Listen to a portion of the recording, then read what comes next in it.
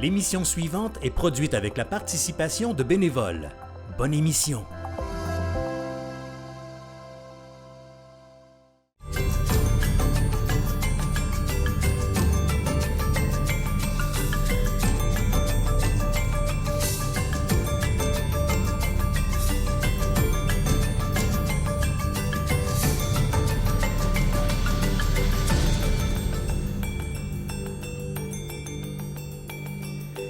Bonsoir et bienvenue à une autre émission, Les Entrepreneurs. Ce soir, mon invité, Véronique Raymond-Marcotte, spécialiste en gestion des ressources humaines.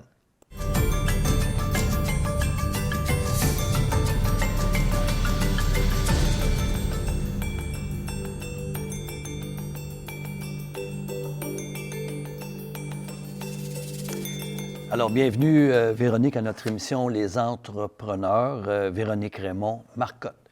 Aujourd'hui, pour la première fois, on va avoir un volet qui s'appelle Mon métier, ma passion. Dans ton cas, ce qui est particulier, c'est qu'à la fois, tu as été entrepreneur et que là, tu as un métier qui est vraiment ta passion. Alors donc, l'entrevue va se dérouler en 2 temps. Là. Tu vas nous parler un peu de ta carrière à titre d'entrepreneur, mais aussi tu vas nous parler de ta passion, parce que tu es conseillère senior en gestion des ressources humaines.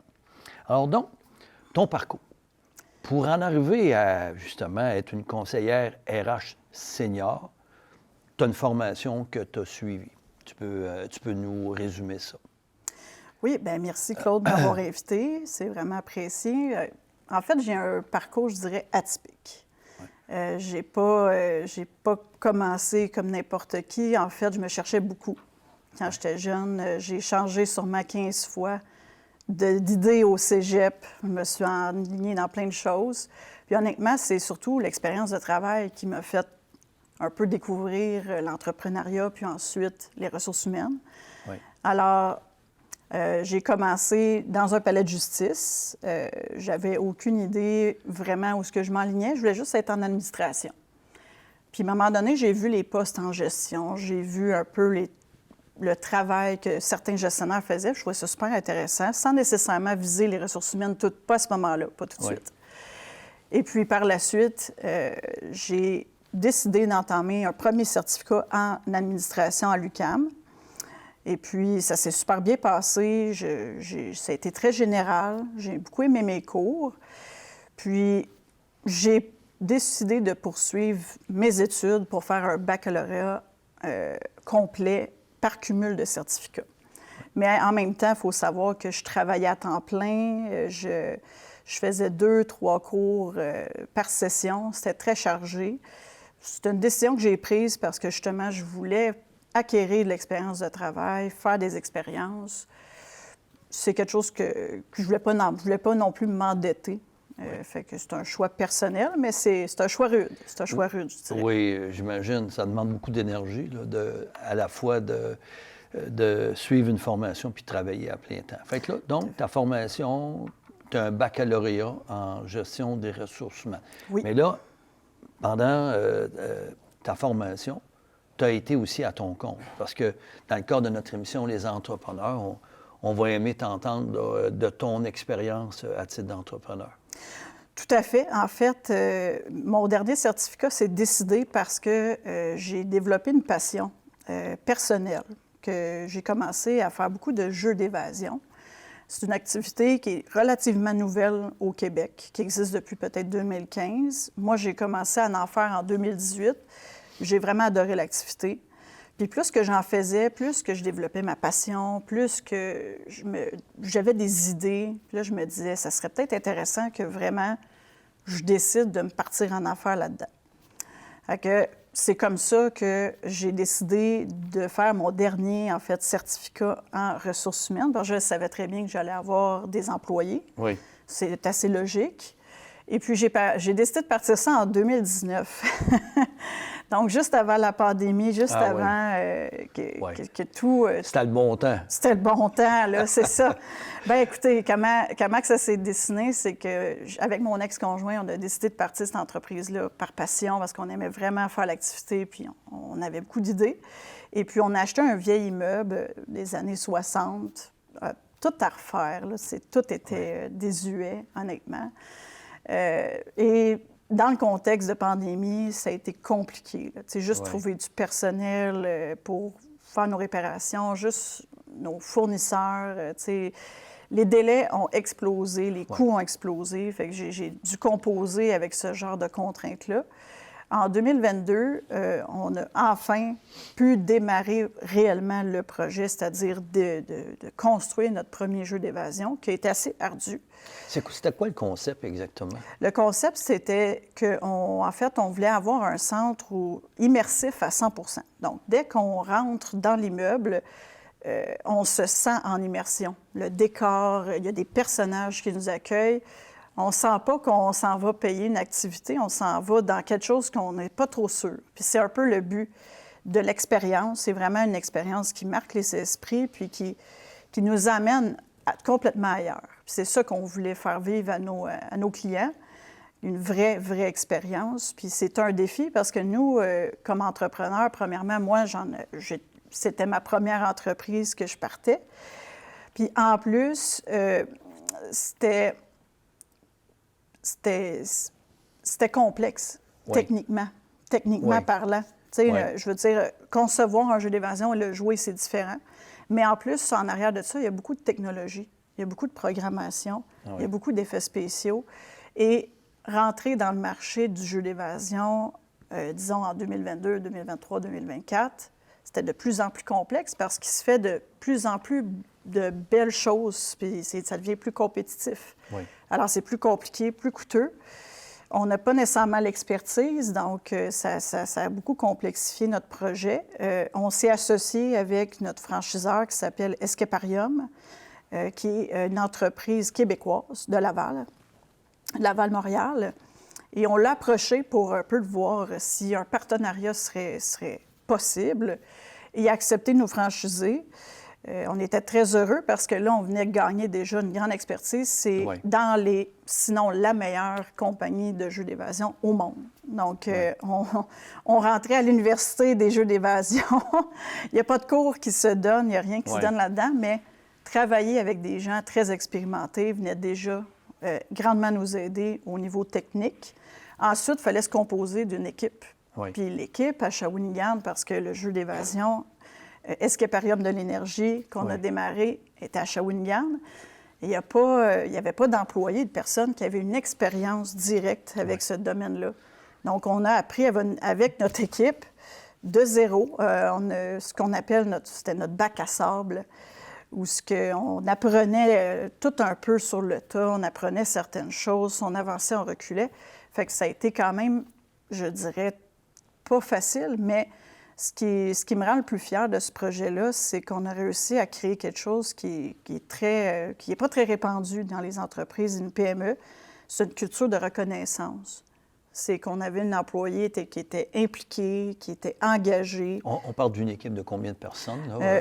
Au début, on était peut-être 5 personnes. C'était pas une grosse équipe, ça s'est agrandi. On est allé jusqu'à 12 personnes. Mais au début, c'est quand même, on avait un petit cœur, un petit noyau comme ça. Et puis, comme je disais, on a justement beaucoup renforcé cette motivation. Tu sais, ce qui est difficile comme entrepreneur, c'est de transmettre notre passion à nos employés qui embarquent dans la vision. Ça, c'est pas si évident que ça. Puis, si nous-mêmes, on n'est pas convaincus, bien, on n'est pas convaincants non plus. Donc, ça fonctionne pas très bien. Mais je pense qu'on l'était vraiment passionnés. Puis, nos employés ont embarqué à 100 % dans l'aventure, malgré qu'elle a été très périlleuse. Et puis, vraiment, on est très fiers de ce projet-là. Ça a été quand même une belle expérience, pas si facile, mais on a fini par ouvrir en 2024 avec tout ce qui s'est passé de pandémie et tout et tout. Et puis, la réaction des clients, ça a été le plus beau des cadeaux, honnêtement. Ça a été fantastique de juste voir leur réaction. C'est exactement le but qu'on s'est fixé. Puis je pense qu'on ne voyait pas à quel point qu'on construisait quelque chose d'extraordinaire. Puis la réaction des clients, en fait, c'est qu'ils nous ont fait réaliser qu'on avait fait quelque chose. Puis en décembre 2024, on a gagné le prix du 49e meilleur jeu d'évasion au monde sur 45 000 salles existantes dans le monde. C'est quand même pas... Tabarouette. c'est pas rien. Honnêtement, c'est pas un exploit, mais pas loin. Là. Je dirais pas qu'on est les seuls à qui c'est arrivé, mais il n'y en a pas beaucoup qui peut dire que leur premier jeu qu'ils ont ouvert, ils ont pu être dans un top mondial comme ça. C'est très difficile de se frayer une place. C'est du gros calibre. C'est vraiment du gros calibre. Puis qu'on ait une à Shawinigan, ça nous rendait fiers pour la Mauricie, pour la région, d'avoir créé ça. Puis c'est un attrait touristique. Là. Maintenant, vu que la salle a été reconnue mondialement, ça fait en sorte que la Mauricie, Shawinigan est sur la map. Les gens viennent de l'international pour cette salle-là. On a des critiques, c'est vraiment, en tout cas, c'est très, très motivant. Puis même pour les employés, de voir ça, c'est une autre source de motivation vraiment profonde. Puis, tu sais, dans notre équipe, ce qui était particulier, c'est qu'on avait de la surmotivation, ce que j'ai pas très bien étudié en gestion, parce qu'habituellement, c'est un manque de motivation qu'on a. Mais là, on avait vraiment une surmotivation. Quand je dis ça, c'est qu'il y en avait peut-être trop à certains moments. Ça peut causer d'autres genres de conflits qu'on n'est pas habitué. Mais ça a été quand même toute une expérience riche en expérience. Qu'est-ce que tu retiens de cette expérience-là, d'entrepreneur, qui, en fin de compte, a fait le pont pour t'amener vers ton métier? Je disais en introduction, mon métier est ma passion. Qu'est-ce que tu as retenu, puis qui t'a peut-être aidé, là, justement, dans le cadre de ton travail maintenant? Un entrepreneur, ça doit être un peu de tout. On doit être un comptable, on doit au moins connaître nos chiffres, minimalement. On doit être capable de faire du marketing, du développement d'affaires. On doit être habile avec les humains, naturellement, parce qu'on a une équipe à gérer, on doit manager des projets. Donc, il faut être un peu de tout, il faut être partout. C'est pas évident pour les entrepreneurs. C'est une grosse pression. Il y a une grosse surcharge sur les épaules des entrepreneurs. C'est pas évident aussi parce que c'est très envahissant. Être entrepreneur, ça veut dire aussi répondre à des appels un samedi soir. Fait que c'est quand même... C'est un choix, c'est un sacrifice de vie personnelle, mais qu'il nous fait plaisir quand même de le donner, mais il faut mettre ses limites et tout. Ce qui m'a surtout mené à mon métier, c'est en fait la partie que j'ai préférée dans tout ça, c'est la partie humaine. J'ai adoré gérer une équipe. J'ai adoré avoir des défis en matière de ressources humaines parce que j'ai eu des défis relationnels, j'ai eu des défis de compétences. Tu sais, j'ai vraiment fait le tour. J'ai eu des défis législatifs, des contrats de travail. J'ai tout exploré. J'ai adoré cette partie, mais il y a aussi tout mon cursus universitaire. J'ai adoré mes cours. J'ai aimé me faire enseigner ces cours-là. Je les ai trouvés donc utiles, fonctionnels. Puis ça m'a permis aussi, comme entrepreneur, d'explorer toutes les facettes. On va aller voir nos partenaires là, au milieu de ton entrevue et on revient pour la suite de ton entrevue dans quelques instants. Ça te va? Oui.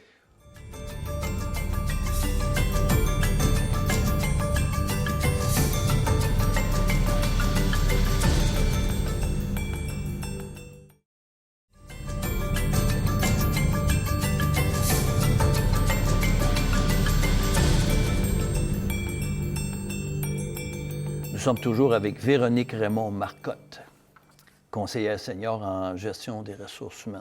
Dans la première partie de l'entrevue, tu nous parlais de ton projet, ta carrière à titre d'entrepreneur. Est-ce que tu as des regrets? Est-ce que tu as fait le deuil de ton projet? J'ai aucun regret. J'ai tellement appris. Je me suis amusée aussi. Je veux pas. Mais c'est surtout l'apprentissage que j'en retiens. Les beaux souvenirs. Je suis en paix avec ça. Je pense que j'ai passé à autre chose dans le sens que je suis toujours passionnée, par contre, par les jeux d'évasion. C'est une activité que je fais toujours, mais je suis tellement confortable. J'aime ma nouvelle carrière que j'ai développée, que j'ai commencé à développer avec mon projet, puis qui persiste maintenant. Quand je regarde vers l'avenir, ça me paraît merveilleux. Je pense que j'ai une belle carrière qui est devant moi, donc je suis tout à fait en paix avec ça. Ouais. Je pense que j'ai fait le bon choix, puis que je suis très heureuse de ces choix-là. Parle-moi-en de ta passion en gestion des ressources humaines. Selon toi, tu sais, les habiletés, les compétences, les qualités que ça prend pour être une bonne conseillère senior en ressources humaines. Tu dirais quoi? Les qualités, mais relationnelles, ça va de soi. Oui. Je pense que les conseillers en ressources humaines, peu importe leur niveau, doivent avoir tout de même une bonne intelligence émotionnelle. Oui. Dans toutes les parts. Oui. Donc, il faut savoir écouter, il faut savoir justement interagir émotionnellement avec les gens, il faut les comprendre, il faut se connaître aussi, savoir se maîtriser, c'est super important. Il y a un côté rédactionnel aussi. Oui. Veux pas, quand même, il y a beaucoup de documents, il y a beaucoup de choses qu'on va faire, des manuels, des descriptions. Oui. Naturellement, tout ce qui est outils informatiques va venir nous aider dans ça, mais tout de même, il faut avoir quand même cette compétence-là. Puis justement, il faut avoir cette compétence informatique aussi qui évolue beaucoup. Tout ce qui est IA, on ne peut pas s'en passer. Là, quand on parle de IA, on parle de l'intelligence artificielle. Tout à fait. Toi, tu t'en sers beaucoup dans ton travail de cet outil-là. Comment tu vois ça, justement, cette avancée technologique-là? Ça t'inquiète ou au contraire, tu penses que ça va être positif, là? Je crois que c'est très positif. Ouais. C'est sûr qu'il y a d'autres... L'analyse, elle peut être longue sur ce sujet-là. Je pense qu'on pourrait faire 30 minutes juste sur l'intelligence artificielle. Mais c'est sûr qu'on peut voir ça comme un partenaire, un ami, un outil important qui vient nous appuyer dans le travail. Mais il ne fera pas notre travail à notre place. Naturellement, il faut tout de même le jugement humain. Il y a aussi tout l'aspect confidentiel des éléments qui est aussi une source importante à considérer quand on se sert de cet outil-là. Mais ne pas s'en servir, ça reste que c'est quand même très, je peux dire handicapant dans notre profession. Je pense que c'est pas la seule profession. Il y a beaucoup d'autres professions que ça touche beaucoup.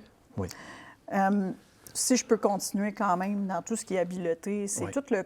Ça, on ne le dit pas souvent, mais le côté H, le côté humain. Oui. Il est très important. Je pense qu'on ne le dira pas assez, mais il faut être empathique, on est aussi une source de confiance pour bien des gens. Donc, mais en même temps, ton métier t'amène à gérer des conflits, à gérer des situations disciplinaires et tout. Tout à fait. Comment tu vois ça, justement? Il y a comme un paradoxe, non? Tu sais, quand on parle, il faut être humain, mais en même temps, il y a des situations difficiles. Mais il faut savoir mettre les limites. Il faut savoir quand que ça s'arrête, quand que c'est raisonnable ou non, avoir ce jugement-là. Donc, effectivement, ça fait partie de notre travail.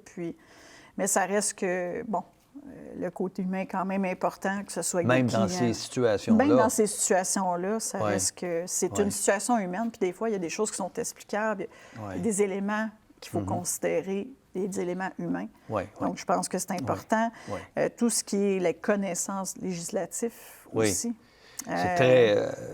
beaucoup de lois du travail au Québec, entre autres. On est une société très légiférée là, en matière de droit du travail. Là. Tout à fait. Puis, ça devient complexe pour les entrepreneurs de se retrouver là-dedans. Surtout pour, j'imagine, les petits entrepreneurs qui n'ont pas les moyens de se payer une ressource à plein temps, par exemple. Là, ça devient compliqué pour eux autres dans certaines situations. Là. Je pense qu'on est rendu justement à un peu... Les entrepreneurs doivent avoir leur comptable, ils doivent avoir leurs ressources humaines aussi, leurs professionnels, si on veut, à bout de fil, parce qu'effectivement, on ne sait jamais. Puis, tu sais, on s'attend à ce qu'un entrepreneur sache tout, mais c'est pas le cas. Là, à un moment donné, il y a des spécialistes pour tout, il y en a aussi pour ça, les ressources humaines.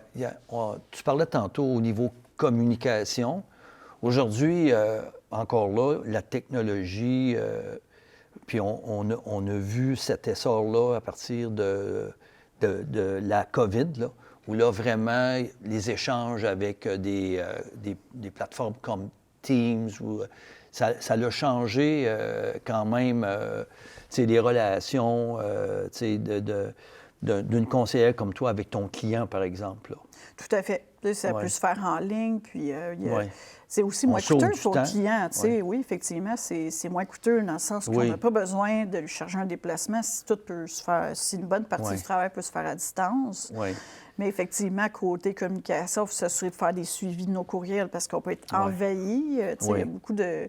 Il y a cette gestion de communication-là qui est présente, puis qu'il faut qu'il soit Oui. bien établi. Il y a des enjeux contemporains, des enjeux d'aujourd'hui qui sont qui demandent aussi à une ressource comme toi qui fait appel à sa capacité à s'adapter. Parce que au niveau, par exemple, de l'équipe de travail, on est dans une situation qu'on n'a pas vraiment connue dans le passé, c'est-à-dire la gestion multigénérationnelle. Là. Comment tu vois ça? Les bébés boomers, avec les nouvelles générations, c'est complexe, là. Oui, ça vient vraiment complexifier le travail. On a Ouais. des philosophies complètement différentes. Des attentes différentes. Des attentes, des besoins Oui. qui sont complètement différents. Oui. Et là, il faut arrimer ça, puis c'est des gens qui travaillent ensemble. Donc là, il va y avoir peut-être des confrontations relatives, des conflits relationnels par rapport à ça. Donc, ça vient encore une fois complexifier le travail Oui. des gestionnaires, mais aussi des ressources humaines. Est-ce que tu remarques des préjugés à ce niveau-là? Les jeunes, les plus âgés? Des étiquettes, il y en a. Oui. Ça nous colle à la peau, là. C'est Ouais. certain. Il y en a tout le temps. Bon, ben, les gens ne veulent pas travailler. Les vieux, ils pensent juste à travailler. Ouais. Mais Ouais. c'est ça. Ouais. C'est toujours, effectivement, c'est le genre d'étiquette qu'ils ont, mais Ouais. il faut aller au-delà de ça. Ouais. Et c'est pas tout à fait ça. C'est une façon de voir la vie qui est totalement différente. Puis c'est pas une meilleure que l'autre, nécessairement. Ouais. C'est juste très différent. Une des facettes de ton travail, c'est au niveau de l'embauche. Tu sais, on a eu des périodes extrêmement difficiles. On pense à la pénurie, rareté de main-d'œuvre. Ça s'améliore, mais comment tu vois ça? Ça s'améliore, mais c'est déséquilibré, je pourrais dire. Ouais. Des fois, on a une pénurie assez intense sur certains postes. Sur Des- certains métiers. Sur certains métiers, Oui. tout à fait. Oui. Et sur d'autres, on a beaucoup trop de personnes. Des fois, on a des gens trop qualifiés, déjà pas assez qualifiés. Il y a aussi toute l'histoire d'immigration. Oui. La plupart des immigrants sont très éduqués, ceux qui viennent Oui. s'installer ici. Mais là, doivent recommencer, des fois recommencer plus bas. Donc, ça vient aussi complexifier le travail du recruteur. Oui. De comment évaluer une bonne candidature, puis justement faire la part des choses. Oui. Puis l'enjeu de l'intégrer à l'équipe aussi, Aussi. nécessairement. Tu sais. Donc, puis c'est coûteux aussi, l'embauche. Oui, mais c'est surtout une mauvaise embauche qui est très coûteuse. Oui, oui. Vraiment, parce Oui, que oui. si on n'embauche pas la bonne ressource, Oui. c'est tout le temps qu'on perd de le former. C'est tout... en fait, c'est tout le processus qui est aussi coûteux, qu'il faut recommencer, tout dépendant du poste, là, naturellement, mais Oui. ça peut coûter cher ou juste que la personne t'apporte des problèmes. Encore une fois, Oui. ça aussi, c'est très coûteux. Il y a aussi, encore là, qui est issu de la période COVID, c'est le télétravail. Comment tu vois ça? Est-ce que c'est, comment dire, donc, une attente importante de la part, surtout des nouvelles générations ou de façon générale? Puis est-ce que tu penses que, tu sais, au niveau de la performance de l'individu, ça se compare ou comment tu vois ça? Je pense que c'est une attente qui n'est pas juste d'une génération. Là. Je pense C'est que- généralisé, Je pense là. que c'est généralisé. Là. Tu sais, Oui. Il y a beaucoup de gens, naturellement, avec la pandémie, qui ont, si on veut, goûter au télétravail. Puis, tu sais, si on pense à tous les problèmes de transport, le trafic, tu sais, Ouais. je pense surtout autour de Montréal. Oui. C'est Dans aussi les une grands autre centres, solution. là. Oui. Ah, bien, c'est ça, là, tu sais. Oui, oui. Donc, c'est Oui. normal que ce soit quelque chose qui est en demande. Oui. Les entreprises, par contre, s'en mettent moins. Puis pas juste les entreprises, même le gouvernement, tout ça, je sens une certaine volonté de retourner Oui. De ramener les présentiel, de ramener les employés. Oui. Il n'y a rien qui prouve que la productivité descend parce qu'on est en télétravail. Il n'y a pas d'études. Mais ça a sur sûrement un impact, par contre, au niveau de l'équipe. La Tout à fait. communication au quotidien, se voir, bâtir quand même un sentiment d'équipe plus fort, j'imagine. Tout à fait, tout Ouais. à fait. Ça peut être isolant, si on veut. Là. Oui. On peut se sentir isolé, on Oui. se sent peut-être moins faire partie d'un tout ou d'une équipe. Mais c'est des aspects qui peuvent être quand même travaillés. Là. Il y a des solutions à ça, faire plus de réunions d'équipe ensemble, tout Oui. ça. Mais effectivement, ça a ses bons côtés, c'est moins Oui. bon. On va se le Peut-être que dire. l'option pourrait être peut-être un aspect hybride, là. Oui, Tu sais, il y en a afin beaucoup que- qui l'adoptent. Il y en a plusieurs qui l'adoptent, 3 jours, 2, ou quelque chose qui pourrait ressembler à ça, Tout à 4, fait. 1, ou ça pourrait être une solution peut-être à ce niveau-là. Beaucoup d'employeurs ont déjà adopté effectivement ce mode-là. Oui. Dans l'avenir des ressources humaines, tu sais, on sait que, je dirais, je vais dire dans les 20 dernières années, là, je n'ai pas la statistique précise, mais quand même, on peut comprendre. Il y a eu plusieurs situations, plusieurs cas de burn-out, de dépression. Le burn-out, c'est une dépression qui est reliée directement au travail, on s'entend. Mais est-ce que tu penses que dans l'avenir, on va réussir à créer un environnement de travail un peu plus serein, un peu... Parce qu'on sait, c'est la performance, on est dans une société où on privilégie la performance. Comment tu vois ça? C'est pas évident, honnêtement. Là. On est quand même dans une société qui est capitaliste, qui doit quand même faire Ouais. des profits pour la plupart des organismes. Mais je dirais... j'ai perdu mon idée. Oui, mais on sait que ça va devenir un enjeu quand même important, la santé mentale. Mais Tout à fait. on est rendu à la fin de notre Déjà. entrevue, mais il aurait été intéressant qu'on parle de la relève aussi, parce Oui. que la fonction RH s'occupe aussi de la relève dans nos organisations. Tout à fait. Véronique Raymond-Marcotte, on te remercie beaucoup d'être venue à notre émission Les Entrepreneurs, partager ton métier et ta passion. Alors donc, merci beaucoup, Véronique. Merci, Claude. Alors donc, merci à tous ceux qui nous ont écoutés encore aujourd'hui et à la prochaine pour une autre émission, Les Entrepreneurs.